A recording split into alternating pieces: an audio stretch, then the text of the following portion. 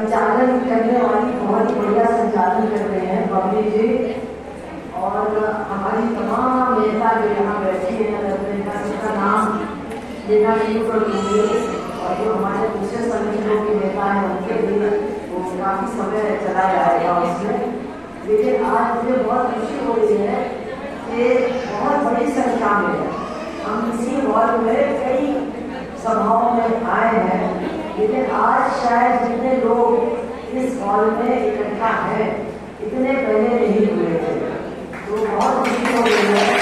और केवल हमारी निर्वाची महिला समिति ने ही मेहनत नहीं की है, हमारे नेपाली समाज की महिलाएं भी, जो हम जानते हैं बहुत सारी परेशानियों को झेलते हुए अपने घरों से अपने गाँव से बहुत दूर आती हैं, जो की रोटी चुराने के लिए, वो भी हमारे बीच में है। तो मैं सबका बहुत बहुत दिल से धन्यवाद देती हूँ। तो आज का दिन जो है वो बहुत महत्वपूर्ण है हमारा। आज जो ये सामाजिक न्याय चर्चा है, आज इसका समापन होने वाला है। परसों अंग्रेजों भारत छोड़ो का दिन है 9 तारीख को। आज हमारे देश के जो एक बहुत बड़े नेता थे, जिन्होंने अंग्रेजों के राज में जो अंग्रेजों ने उनको सर की उपाधि दी उसको लौटाने का काम किया, रविंद्रनाथ टैगोर जी, आज उनका भी जन्मदिन है। कुछ दिन पहले कैप्टन लक्ष्मी सहगल की मृत्यु दिवस थी, जिसको हम लोग पूरे देश में मनाते हैं। और अगले हफ्ते 15 अगस्त आने वाला है, जो हमारा आज़ादी का दिन है। तो बहुत सारे महत्वपूर्ण दिन हैं जिनके बीच में हम लोग ये कार्यक्रम कर रहे हैं। जो कल गुजर गया 6 तारीख, वो पूरी दुनिया के लिए एक यादगार दिन है, जब अमेरिका ने जापान के ऊपर परमाणु बम फेंक करके हिरोशिमा की आधी आबादी को तड़प तड़प कर मरने के लिए छोड़ा था। और आपको मैं बताना चाहती हूँ कि उसको हमें याद करना चाहिए। बेटा बैठ जाओ, बैठ जाओ। उसको याद इसलिए भी करना चाहिए क्योंकि उस दिन जो हिरोशिमा और नागासाकी में बम बरसा करके अमेरिका ने अपना सही चेहरा, साम्राज्यवाद का बहुत ही घिनौना चेहरा पूरी दुनिया के सामने बहुत साफ तरीके से पेश किया था। हम लोग अक्सर भूल जाते हैं, लेकिन उसका चेहरा और उसका चरित्र, साम्राज्यवाद का चेहरा और चरित्र आज भी नहीं बदला है। युद्ध, भूख, हमला, कत्लेआम, आज भी साम्राज्यवाद पूरी दुनिया के अंदर कायम रखने का काम कर रहा है। और इसलिए बहनों भाइयों, जब हम लोग अपने सुख दर्द को यहाँ याद करने के लिए आए हैं, अपनी असमानता के खिलाफ लड़ने के लिए आए हैं, हमारे देश में जो महिलाओं या बच्चों की पीड़ा है उसको याद करने के लिए आए हैं, तो हमको कम से कम जो हमारे बहन, हमारे बच्चे, हमारे भाई आज फिलिस्तीन के अंदर कत्लेआम का सामना कर रहे हैं, उनको भी याद करना हमारे लिए बहुत जरूरी है। अगर हम दुनिया में जहां भी कोई परेशान है, या हमारे देश के किसी कोने में कोई परेशान है, या हमारे मोहल्ले में अगर कोई परेशान है, अगर उसके दुख दर्द के साथ हम अपने आप को नहीं जोड़ते हैं, उसके खिलाफ लड़ने के लिए हम आगे नहीं आते हैं, तो हम अपने दुख दर्द को भी नहीं दूर कर पाएंगे। ये बात हमको हमेशा याद करनी चाहिए। और आज ये बात पूरी दुनिया देख रही है। आज आप देखिए कि जो विकसित देश है, अमेरिका है, यूरोप के देश हैं, जो बड़े बड़े कलाकार हैं, जो बड़े बड़े खिलाड़ी हैं, वो सब के सब आज जहां भी जाते हैं, अगर गाना गाते हैं, अगर फुटबॉल खेलते हैं, अगर सड़कों पर उतरते हैं, तो उनके हाथ में फिलिस्तीन का झंडा होता है और उनके मुंह पर उन बच्चों के नाम होते हैं जो रोज फिलिस्तीन गाजा के अंदर मारे जा रहे हैं, और उन्होंने दुश्मन को भी पहचान दिया है। बहुत सालों तक अमेरिका और साम्राज्यवादी देशों का जो चेहरा है उसको मीडिया के पीछे छुपा करके रखा था, लेकिन आज उनके देश के लोग लाखों की संख्या में सड़कों पर उतर करके उनके असली चेहरे को पहचान करके अपनी सरकारों के खिलाफ नारे लगा रहे हैं, जेल जा रहे हैं। और परसों मैंने देखा कि इजराइल के अंदर इजराइल के नौजवान और युवतियों ने कहा हमको जेल भेज दो, लेकिन इस नरसंहार को खत्म करना पड़ेगा, हम इसके लिए अब तैयार नहीं हैं। तो आज उनके साथ हमको अपने आप को भी जोड़ना चाहिए। आज आप देख रहे हैं कि हम किन लोगों को याद कर रहे हैं, उनके और उपलब्धियों के बारे में तो मैं बाद में बात करूंगी, लेकिन ये जितने लोगों की तस्वीरें हैं इस हॉल के अंदर, ये सब कौन थे? चाहे भगत सिंह हो, चाहे छोटूराम जी हो, चाहे सुभाष चंद्र बोस हो, ये सब, और ये तो पुराने लोग थे, पुराने जमाने के, उनकी बात मैं नहीं कर रही हूँ। कैप्टन लक्ष्मी है, उनकी फोटो है। ये सब कौन है भाई? यहाँ पर गोलवलकर की तस्वीर क्यों नहीं है? यहाँ पर हेडगेवार या सावरकर की तस्वीर क्यों नहीं है? क्योंकि लोग जब याद करते हैं तो स्वतंत्रता सेनानियों को ही याद करते हैं। देश के साथ गद्दारी करने वाले, अंग्रेजों की दलाली करने वालों को याद नहीं किया जाता है। उनकी तस्वीर अगर कहीं जबरदस्ती लगा दी जाता है तो उसके सामने कोई नहीं। ये बात आज याद करने के लिए बहुत जरूरी है। मैं आपको कहना चाहूंगी कि ये जितने लोगों की तस्वीरें यहाँ पर लगी हुई हैं, जब ये आजादी के लिए लड़ रहे थे तो ये मत भूलिए कि ये साम्राज्यवाद के खिलाफ लड़ रहे थे, ये अपने देश के लिए भी लड़ रहे थे और गुलामी के खिलाफ भी लड़ रहे थे। और ये बात आप गांठ बांध लीजिए कि जो साम्राज्यवाद के खिलाफ नहीं लड़ता है, जो साम्राज्यवाद के खिलाफ नहीं बोलता है, वो अपने देश की आजादी को भी नहीं बचा सकता है। आज जैसे एक भारतीय नारी जो 7 पर्दों में रहती है, जैसे वो अपनी पति का नाम नहीं लेती है।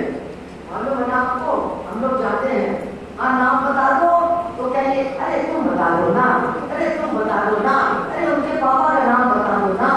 तो जैसे हमारी जो बहुत ही समझ लीजिए 7 पर्दों में ढकी हुई भारतीय नारी अपने पति का नाम लेने में झेलती है, माफ कीजिएगा, उसी तरह से हमारे प्रधानमंत्री ट्रंप का नाम भी लेने में बहुत झेलते हैं। कभी भी ट्रंप का नाम ले ले, वो चाहे फिलिस्तीन में बच्चों को मारे, वो चाहे पूरी दुनिया के अंदर आतंक फैलाए, वो चाहे हमारे देश के ऊपर रोज नया टैरिफ लगाता है। टैरिफ का मतलब क्या है? जो हमारा सामान वहां जाएगा बिकने के लिए, उसके ऊपर इतना टैक्स लगाता है कि हमारा सामान वहां न जाए। लेकिन हमारे प्रधानमंत्री हैं, वो कभी कहते हैं जयशंकर से अरे तुम ही नाम ले लो, कभी वो कहते हैं किसी और से अरे तुम ही नाम ले लो, अरे तुम ही जाकर के उनको समझा दो, अरे तुम ही जाकर के उनको मना लो, लेकिन उनसे मुझसे ट्रंप का नाम कभी नहीं निकलता है। अगर मैं झूठ बोल रही हूँ तो खड़े होकर के बताइए कि आपने सुना है कि ट्रंप के खिलाफ हमारे प्रधानमंत्री ने एक शब्द नहीं बोला। उल्टा इजराइल को ड्रोन दे रहे हैं, इजराइल को हथियार दे रहे हैं फिलिस्तीन के लोगों को मारने के लिए। और पूरी दुनिया के अंदर डंका उन्होंने पीटा था कि अगर किसी को प्यार करता है ट्रंप तो मुझे मोदी को ही प्यार करता है। वो ऐसा प्यार है, पता नहीं कैसा प्यार है, ये तो वही समझ सकते हैं। लेकिन हमारे और आपके लिए ये बहुत खतरनाक है, क्योंकि इस प्यार की आड़ में साम्राज्यवाद हमारे ऊपर अपने शिकंजे को कसने की कोशिश कर रहा है। तो आज हमें बहुत खुशी हो रही है कि यहाँ पर आपके बीच में स्वतंत्रता सेनानियों के नाम रविंद्रनाथ टैगोर का जन्म दिवस आने वाला भारत छोड़ो आंदोलन का दिन 15 अगस्त ये सब याद करने का मौका मिला, लेकिन हरियाणा के अंदर सबसे बड़ी घटना क्या हुई है 2 दिन पहले? पानी तो भर गया, मुझे मालूम है, लोगों के घरों में भी पानी घुस जाए ये भी मालूम है, बड़ी मुसीबत है। एक हमको मिला मेरा राशन नहीं मिला है, लेकिन खुशी की बात क्या है कि राम रहीम को जेल से फिर निकलने की छुट्टी मिल गई परसों के दिन। मेरे ख्याल से 14 बार वो निकल चुका है, 15 बार। ये बाहर ज्यादा रहा है और जेल के अंदर कम रहा है। इससे मैं कहती हूँ और कुछ ना करे ये सरकार, लेकिन इसका जवाब तो भाजपा को देना होगा कि तुमको बलात्कारी क्यों अच्छे लगते हैं, तुम बलात्कारियों का साथ क्यों देते हो, तुम बलात्कारियों को संरक्षण क्यों देते हो। तुम्हारे राज्य में अगर कोई तुम्हारी टीका टिप्पणी करे, अगर कोई महंगाई की बात करे, अगर कोई डॉक्टर अंबेडकर के संविधान का जो तुम अपमान कर रहे हो, अगर इसकी बात करे तो उसको तो तुम जेल भेज देते हो और उसकी कोई सुनवाई भी नहीं होती है। और एक ये राम रहीम जो सिर्फ जेल में नहीं है, सजा काट रहा है। कुछ लोगों को शायद वो अच्छा नहीं लगता, मैं उनसे माफी चाहती हूँ, लेकिन उसको सजा हो चुकी है। 2 महिलाओं के साथ उसने बलात्कार किया, और किसी के साथ किया होगा, और वो दोनों का मामला जनवादी महिला समिति के सामने आया था। हम लोग जानते हैं कि बिल्कुल सच्चा मामला है। 2 महिलाओं के साथ उसने बलात्कार किया जो उसके आश्रम में, उसके संरक्षण में थी। और यही नहीं, उसने कम से कम एक आदमी की हत्या भी की, जिसके लड़के ने केस लड़ा। बाकी कितने लोगों की होगी ये हमें पता नहीं। वो सजा काट रहा है, लेकिन हरियाणा की सरकार इतनी दयालु है कि हर 2 महीने बाद उसको जेल से छुट्टी दे देती है कि तुम बाहर आओ, तुम प्रवचन करो और तुम हमारे लिए वोट मांगो। सबसे बड़ी बात ये कि हमारे लिए वोट मांगो। तो बहनों, आज ऐसी सरकार है हमारे देश में जो वोट पाने के लिए कुछ भी कर सकती है। बलात्कारियों को छोड़ सकती है, बलात्कारी को वो संदीप सिंह जैसा उसको मंत्री बना सकती है। आपकी जो महिला पहलवान है उनके साथ बदतमीजी करने वाले को अपनी पार्टी में नेता बना सकती है। वोट के लिए वो कुछ भी कर सकती है। और आज वोट के लिए जो एक बहुत बड़ा खतरा है, जिसको मैं ज्यादा नहीं बोलूंगी, लेकिन आप लोग इस पर ध्यान दीजिए। वोट पाने के लिए जो लोग उनको वोट नहीं देते हैं, उनका वोट भी समाप्त करने का काम आज की ये सरकार कर रही है। ये पता लगाते हैं कि कौन से बूथ में इनको वोट नहीं मिला, और अब जो इनके हाथ में चुनाव आयोग है वो जा करके जिन लोगों ने वोट नहीं दिया है वो उनका वोट काटने का काम कर रही है। हमारे नेपाली भाई बहन यहाँ बैठे हैं, मैं उनको बताना चाहती हूँ, नेपाल के साथ हमारे देश का समझौता है। नेपाल के लोगों को आने और जाने की पूरी आजादी है। हमारे देश में आने के लिए उनके ऊपर कोई रोक नहीं है। लेकिन अब जो बिहार में उन्होंने शुरू किया है खेल वोट काटने का, अब वहां पर जो नेपाली लोग उनको मिल रहे हैं उनको भी विदेशी कह करके उनके नाम के आगे विदेशी दर्ज किया जा रहा है। इसका मतलब यह है कि इस सरकार की बातों का कोई भरोसा नहीं। ये अपने वायदे भी तोड़ सकती है, इस जनता के साथ मतलब परेड भी कर सकती है, और केवल इसको सत्ता दिखाना है। लेकिन जनता के जो तमाम अधिकार हैं उनको एक के बाद एक समाप्त करना है।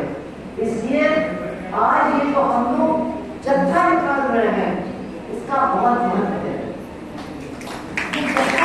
क्यों लड़ाई है? क्योंकि हमारी महिलाओं की लड़ाई बहुत पुरानी लड़ाई है, बहुत लंबी लड़ाई है। हम सदियों से अपने अधिकारों के लिए लड़ रहे हैं, हम सदियों से बराबरी के लिए लड़ रहे हैं, लेकिन हमारे देश का समाज, हमारे देश की समाज प्रणाली इस तरह की है कि सबसे ज्यादा महिलाओं को बंधनों में जकड़ करके रखा गया है।